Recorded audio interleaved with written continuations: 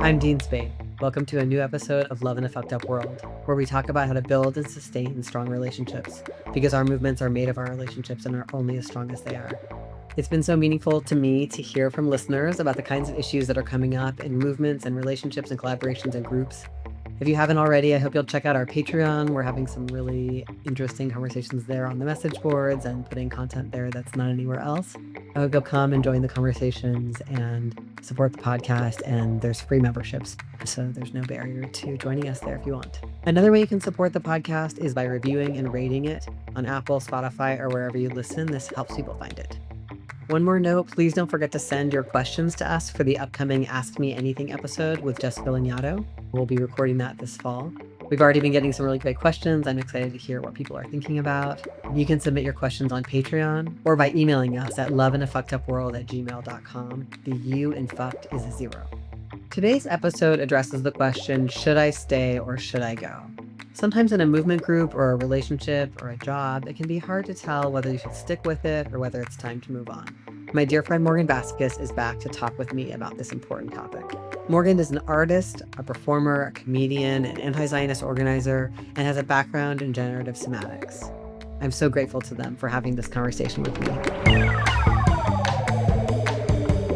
Welcome back to the podcast. Morgan, I want us to talk about the main question that has been vexing me, that's been coming up at, I think, almost every book event I've had so far on the tour. Are we dating?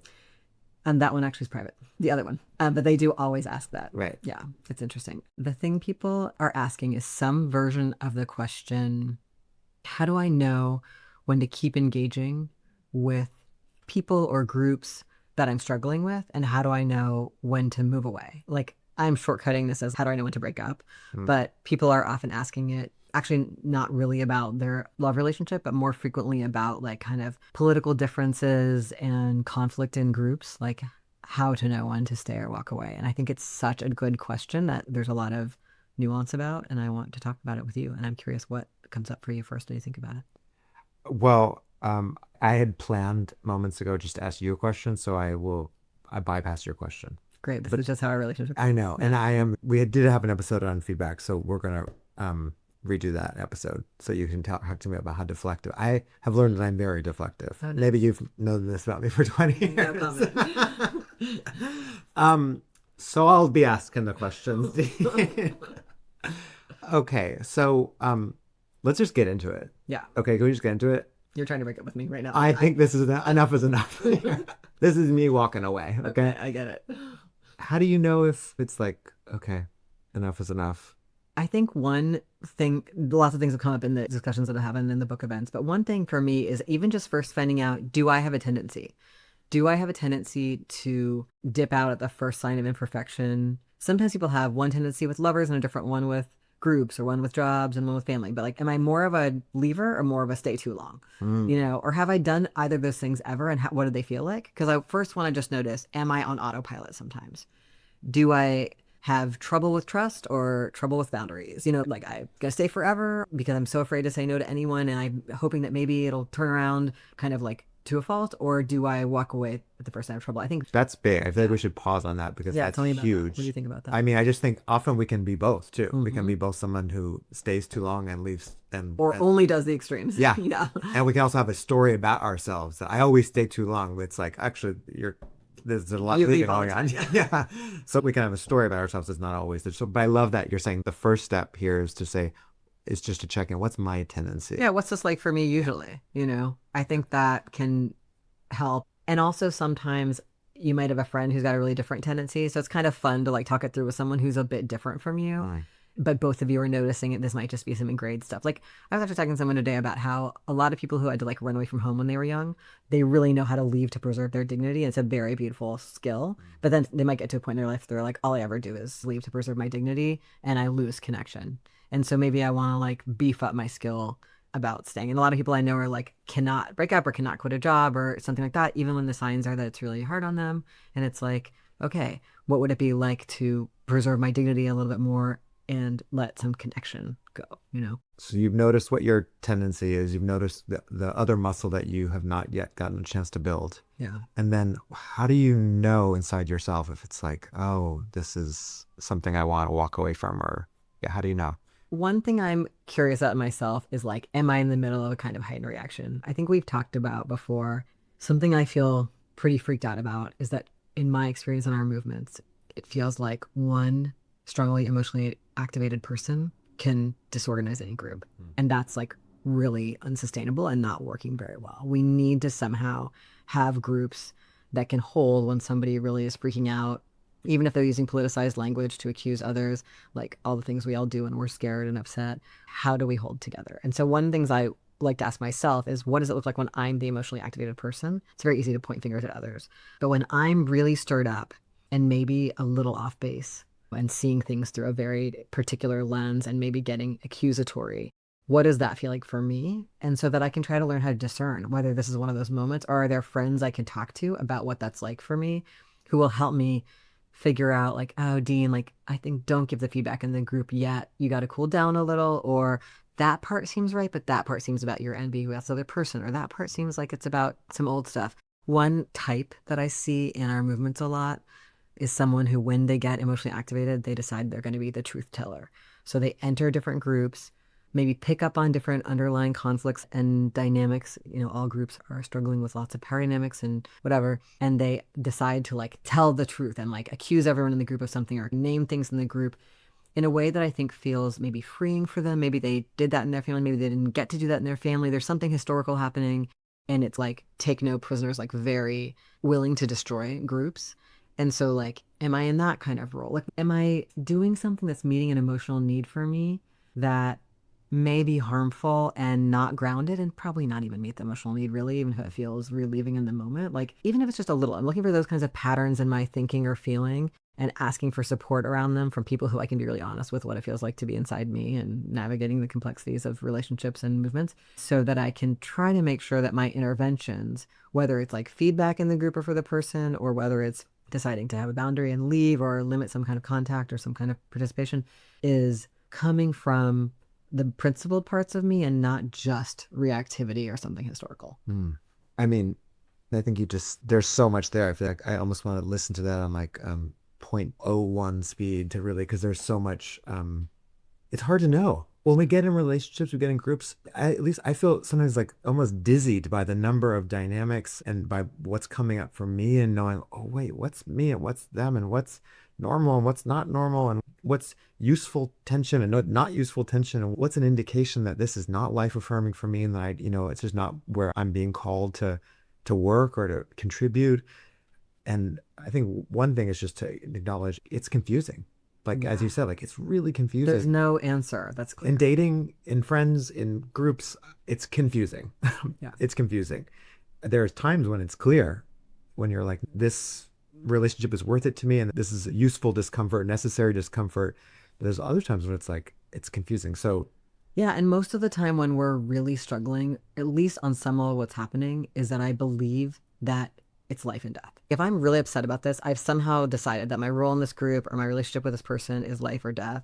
So I'm not acting based in current reality, and I need help from friends to discern that. And I think it's also useful if someone's acting like that with you. Like, a lot of us, because we're so bad at saying no and having boundaries, we do it clumsily. So can I be a little bit forgiving if somebody is giving me a no that feels barbed or a little harsh? Can we all just have a little bit of like wiggle room for each other, a little bit of like shock absorption? You can't if you can't, but like, I think it can be about, can I remember that I'm safe and have lots of support? So even though my one friend or my date or whatever just gave me what feels like a harsh boundary, can I be like, okay, maybe there's a reason it was hard for them to say no, and so that's why it was a little bit much. Or I'm not used to hearing it because we are very indirect with one another, and so it seems like a really big deal, but it's just that they said no to something. Right. Like, people are allowed to say no. Right. That makes me think of like, is this something that continually feels bad, or this is an acutely feels bad thing? Like, could be a useful internal compass of like, actually, I'm realizing I don't feel good every time I come to these meetings. I don't like how I feel in this group. That's a lot of great information. Or if it's usually I feel filled up and I'm happy to be here and something's happening that's acute. Same with relationships. Noticing I generally feel good here, or I think often we normalize feeling bad, and we also normalize activist spaces that feel bad. We're like, I guess this is supposed to feel bad. Like we're all supposed to be a little on edge and a little tense and a little passive aggressive and a little whatever. And there's plenty of other spaces where people are trying to do different things, but we can denormalize feeling bad and be like, oh, I guess I just feel bad here generally. Yeah, and then you get to another question. Is the bad coming from inside, outside, or both? Because I think some of us are externalizers more often in certain relationships where like, I feel bad. What's everyone here doing wrong? Right. And then some of us are like, I feel bad. I must be able to completely resolve it with never giving anyone else any feedback, and I just have to start feeling different. And if I just read another book about it and go to another, maybe people who are listening to this podcast may have this tendency. Change me. Yeah, if I change me enough. And it's true that when you change yourself, dynamics do change. Right. That is a great place to start in a lot of ways. But if we notice that we're erring on one side or the other, it could be that I feel bad every time I enter any activist group because I really am scared about whether or not I belong, and I bring that everywhere I go. And so maybe doing work with that will make me enjoy any space I'm in more, right? Or it could be this really isn't the group for me. Like everyone flakes every time, Right. or I keep having the same conversation with liberal Zionists I don't want to have, or whatever or people here actually aren't abolitionists, and I actually really need to be with people who share that principle to do this work in the way I care about, or whatever. Figuring out like, is this a space that I'm going to organize to go towards the politics I care about, and I'm going to stay in? I think a lot of us are in those spaces, especially if you're in an entry point organization, like both of us are in Jewish Voice for Peace. That is an organization that a lot of people are joining all the time. It's the largest anti-Zionist Jewish organization that's ever existed. Yeah. So people are going to join who have all kinds of politics. Right. And I personally hope that I turn them all into abolitionist anarchists, but they're not right now. So I'm chosen to be in a space with some people who have different politics than me because I want to be in the like juicy experience of being like, can I share this idea with you? What do you think? What you thought about this way? But I know in that space that I've chosen that. So it doesn't have to be scary or bad. I get to be like, oh, I'm choosing to organize with people this way. And other times I might be in a space where I'm like, to do this project together, I really need us to be on the same page about the cops or whatever it is, So even just like having that conversation with ourselves, like what criteria matter where, instead of kind of reactively, I think what happens a lot is people have some hard moments in a group. Like I felt left out, or someone said something that really didn't sound right to me or offended me. And then I'm just reacting. I'm not really asking, okay, does that person actually represent the group, or did one person say that and I want to go talk to them? Or, they don't even come that often. I don't even need to talk to them about it. They're not really part of this group. But, like, what's my responsibility for navigating my way through the inevitable bumps and rubs that are a part of every relationship? And certainly, as you were saying, like the complexity of group dynamics.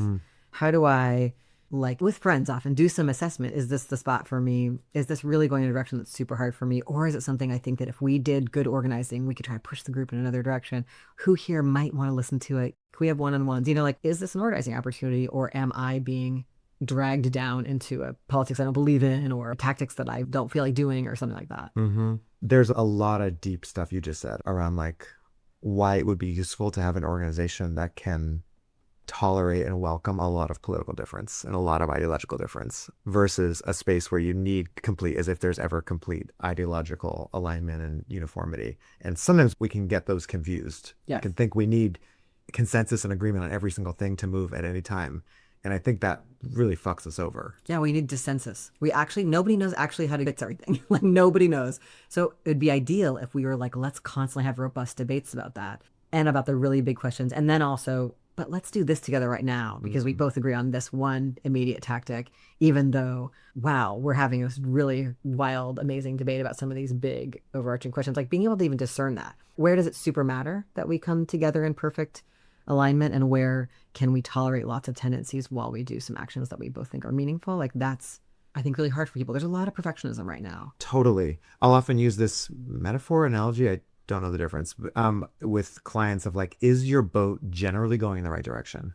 Or is it like we need to turn the whole boat around, like in terms of how you feel about how things are going. And if you feel like the boat's generally going in the right direction of the organization, it's like, oh, then we all need to help steer it and help make sure.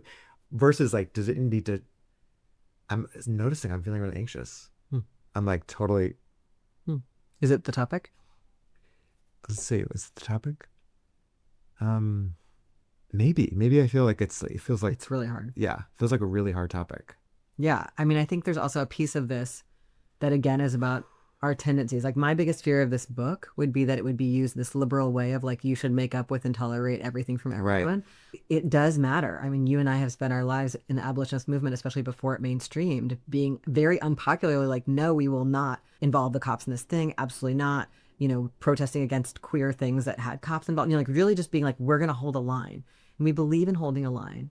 And then also there can be a tendency to just make everything the line, and it can be a reason to storm out of every relationship and group, and it really can leave people quite isolated. And also for some people it can be really enhanced on the internet and can be like, my full-time job is to tear down other radicals on the internet about every small difference, and that's not actually organizing us towards collective action. So like absolutely we need to be very critical, and we also need to sometimes try to move people. And not everybody has the same job in that. Like some of us, I think you and I both have personalities where we like bringing in new people, and we're pretty willing to tolerate like learning beside them. And we remember what it was like for us to learn some of those things. I wish everybody would try those skills more, because we just need so many more people in our movements with what we're up against. But for people who want to do less of that, do more work in a small cell, you know what I mean? But just even knowing both kinds of work need to be done, like the deeper underground, more trust required, and the like open door, come into our movements, learn alongside us, make a bunch of mistakes as you grow solidarities. Welcome, we love you, we need you. Why is that important right now? That it's not just like, oh, whichever you want. Like, why do we need to build big? And why do we need to have lots of doors for lots of people and build this skill of tolerating the discomfort that is required to have lots of doors? Yeah, I mean, because our opponents have all the money and the guns, and the only thing we have that could possibly make us win is that almost everybody is losing out, except for a very small number of people, and actually everyone's facing extinction, so everyone's losing out, whether or not some people pretending they're going to go to space. So it's like people power is the only kind of power that we have, / the only kind of power we've ever had. And things are very, very dire, as you know, and if we can't get so much mutual aid going that we can actually care for ourselves and each other as everything gets taken away that was once even like lightly provided by the government, or as different kinds of systems of food systems, energy systems fall apart because of ecological crisis, if we can't care for each other, it's not going to happen. And so how many mutual aid childcare projects do we need in every city? Thousands. How many food projects? Thousands. We need so many more people involved. And then we need so many people to fight the infrastructure of our opponents, to get people out of prison, to tear down all the walls they're building, to dismantle all their weapons. Like we just need enormous numbers, and we don't have them right now. People are alienated. I think a lot of people also have a tendency of being afraid to join. So this is something to watch out for in ourselves. If every activist group you walk into seems not the right vibe, right, we also have to become people who are like, is it good enough? Yeah, I'm going to try it anyway. Yeah. I'm going to see if anyone here is cooler than I thought they were, or nicer than I thought they were. I'm going to give people a lot of chances, because no one knows what they're doing and everyone's trying. And if I can even find some people who believe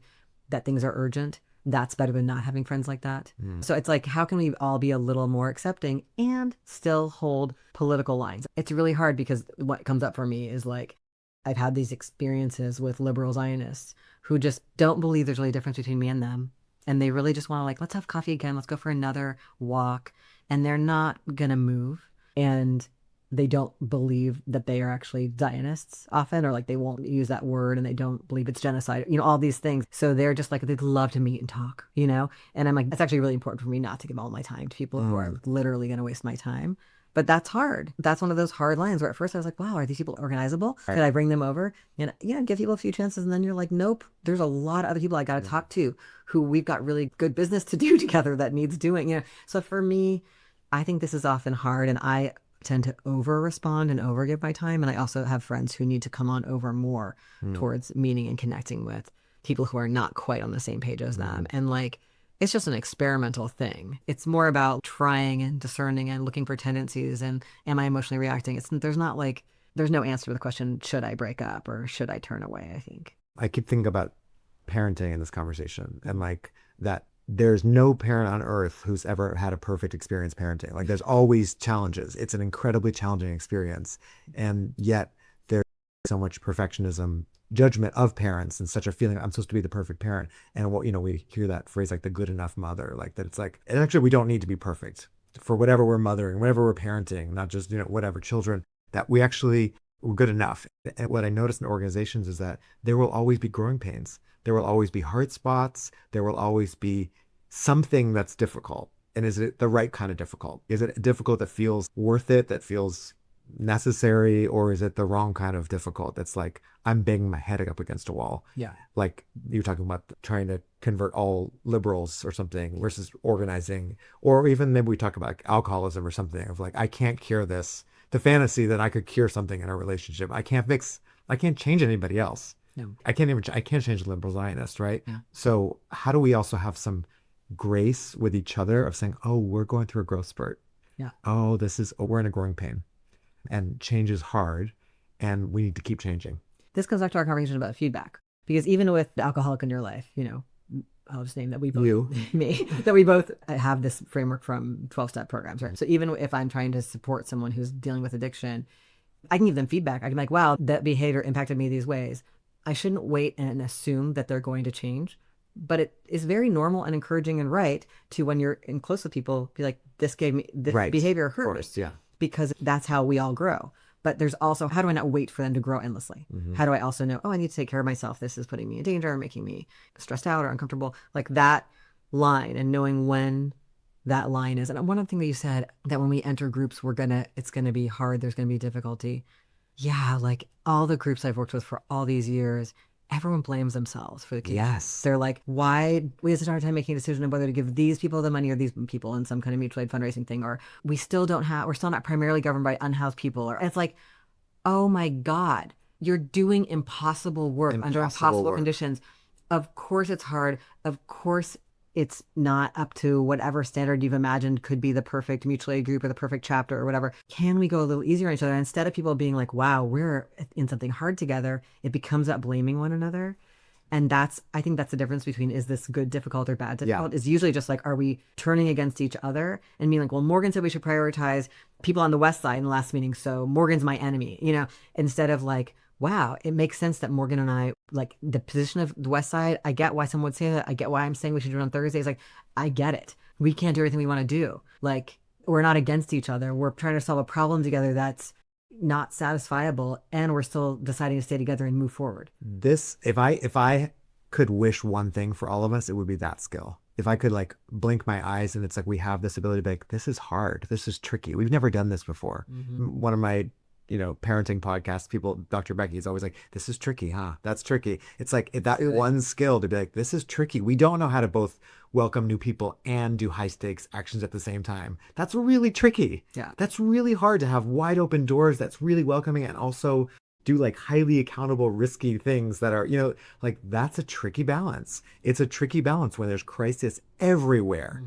We've never done this before, and just that one move in a friendship, in a romantic relationship, in an organization lowers the stakes so much. And I think makes us more willing to see where we can change and grow and take risks. That is the one skill. If I was to like visit the Wizard of Oz, that would be what I would ask them. My friend Jamie Grant just wrote the Polyamory for Dummies, like in the For Dummies franchise. And she was talking about it recently, and she has a chapter called like When There's a Breach of Trust.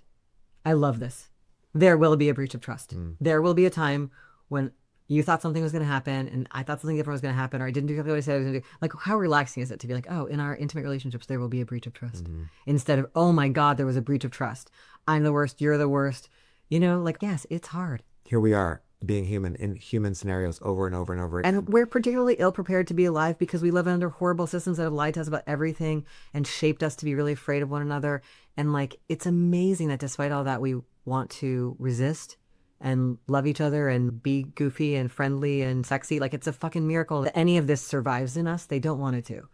And so to be a little more like generous. And the other thing I'll say is, a lot of my workshops with groups, it's about getting people to have a conversation in the group about, for example, like group culture or feedback, rather than having it come up as just between each other. Yeah. So like, wow, what's our group culture like? Oh, we're always late. Oh, it's fun when we sing together.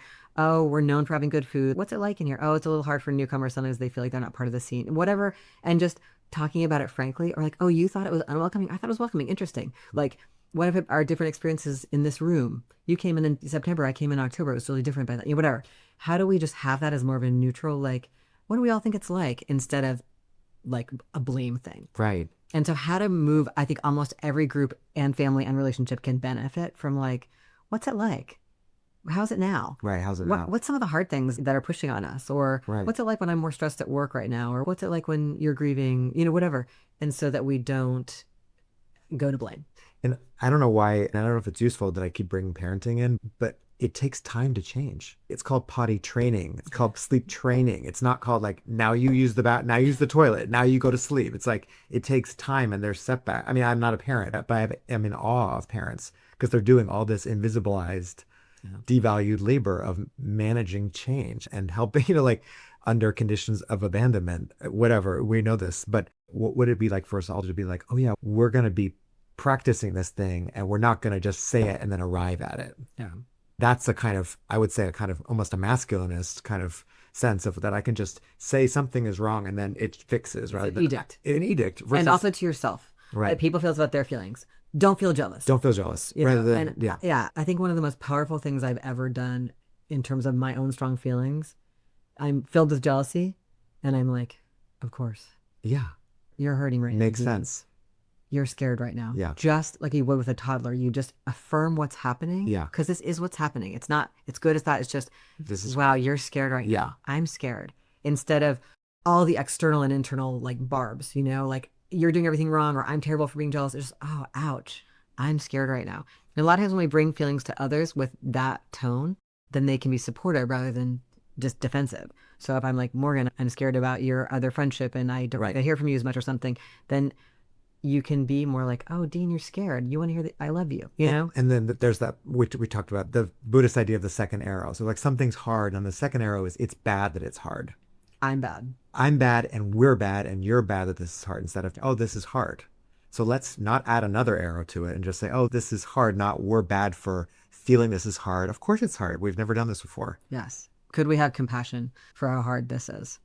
And honestly, I mean, as you know, Morgan, I think things are going to get so much harder. Right. And they have gotten so much harder in the last 4 weeks. Right. And they've gotten so much harder in the last 2 years, and et cetera, et cetera. And just like how to be a little more compassionate with ourselves and one another. And I think that since most of us have pretty harsh internal voices that are like, you're bad, don't think that, don't say that, you made a mistake, it was terrible, then of course we're going to likely externalize that message. And we're going to create groups that are perfectionist and where people get thrown away for making a single mistake and where we fall apart over conditions that were unavoidable because of how hard the work is. As an artist, I can really relate to that. Is where art goes to die, is to immediately expect it to be good. Like that is the biggest recipe to not make art.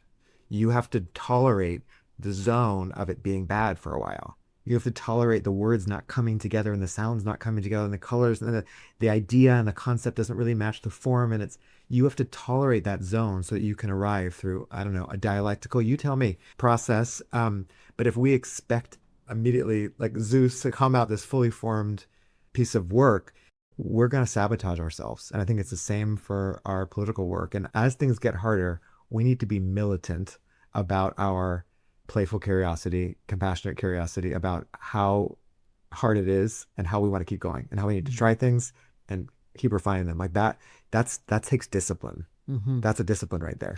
What was that prompt you gave us in the class I took with you through the poetry project? Of bad ideas. Yeah. That's the quickest. You say, instead of, and actually I learned this first from the Center for Artistic Activism, where they said, brainstorm impossible actions.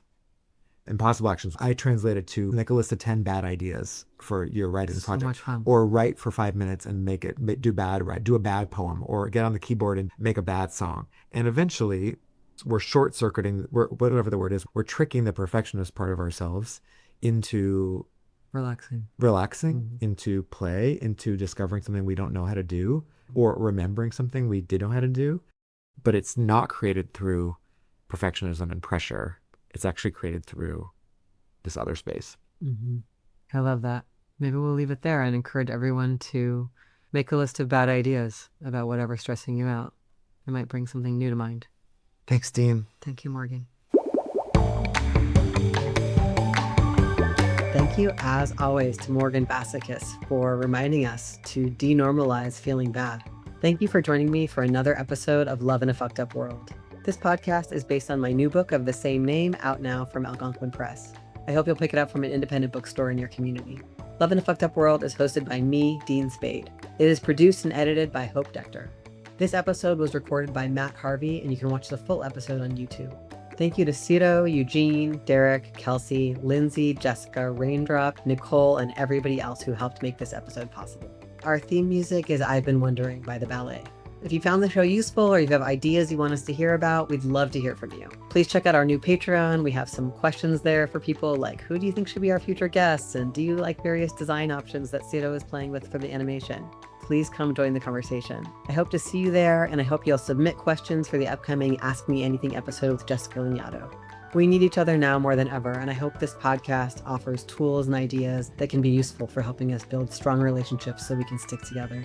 I hope you'll keep listening, subscribe, and share this episode with people in your life. We really got into it that time. No, we do.